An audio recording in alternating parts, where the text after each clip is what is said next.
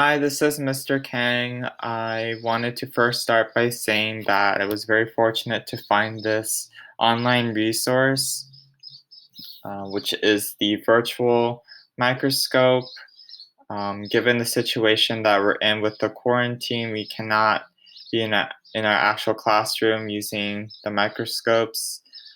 I know we didn't really get to use them earlier on, but I figured we could try that out here, even though, again, they're not real microscopes, they're virtual ones.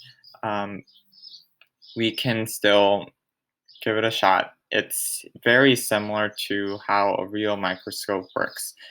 Okay, so I'm assuming that you've already tried listening to the tutorial. So there's a window that says getting started.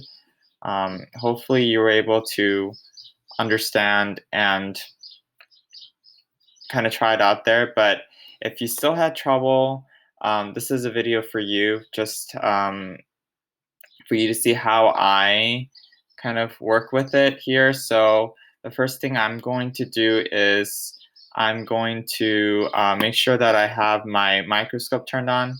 So you're going to turn the switch on, and then they set it to 10 over here.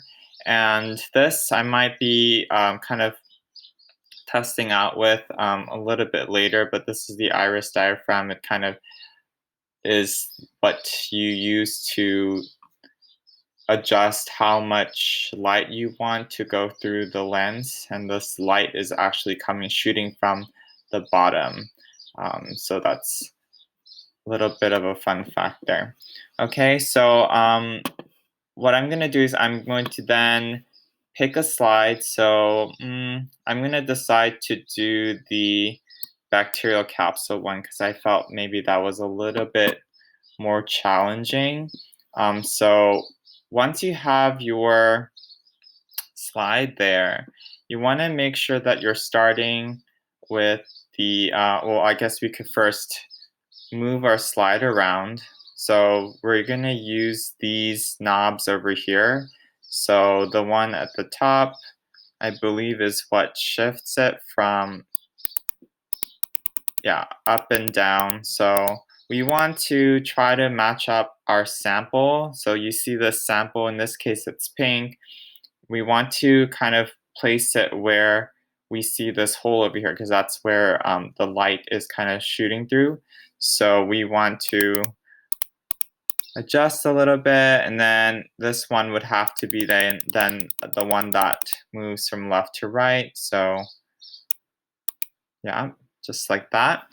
And now we want to make sure that we are starting with our lowest power objective lens. So right now, even though when you look at it, it may seem like um, the 40 lens is the one that it's on. It's actually not. It's the one that's all the way in the back. So you want to make sure that the one that's the furthest from you, that's the one that's actually right above the sample here. So we want to leave it at 4. We want to start with 4, and then we're going to work our way up eventually. So I have mine at 4.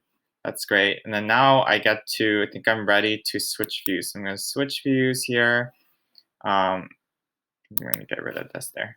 Okay, so right now we need to adjust our oculars before viewing the image. So right now we're seeing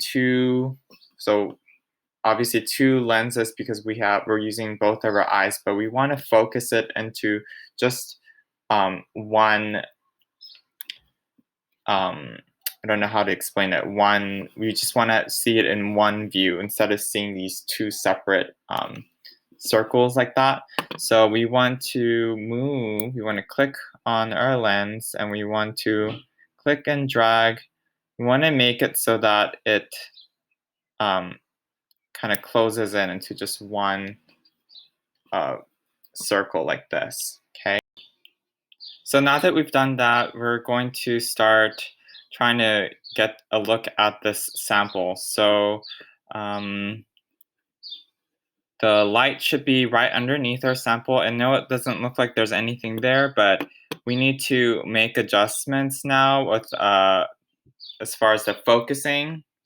So what we did earlier was just moving the slide around to match up to the where the light is, but now we're going to focus. And so there are two knobs. This one is the coarse adjustment knob, and this is the fine adjustment knob. So the tutorial said that this one is what we use to have the stage. That's what the lens is sitting on. We want that so that this knob is going to help prop it up and down very quickly compared to this fine adjustment knob, which kind of helps focus in tinier, smaller steps. So right now I have my stage. I'm gonna kind of go back. I want to make sure, so I think I forgot to do this. So the stage needs to be as high as possible when we're starting. Okay, so that kind of reached the maximum there. So I'm gonna go back to switching the view, and we still don't really see anything. So that means we need to adjust and see how we can make this work. So it wouldn't make sense doing this because it's already reached its highest height.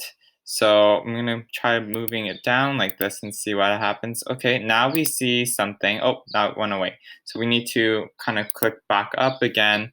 And what we see here is this red circle.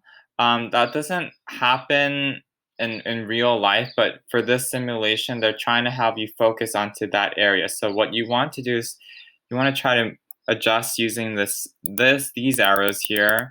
We want to match it up, this middle part here, to this red circle. So now I'm going to move up. Oh, that's going down. Up. Yeah, and that's where we want to kind of keep focusing on there.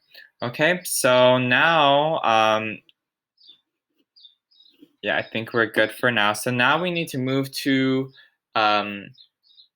the lens to a higher power. So I'm gonna drag this, my objective lens, to now it should be at 10.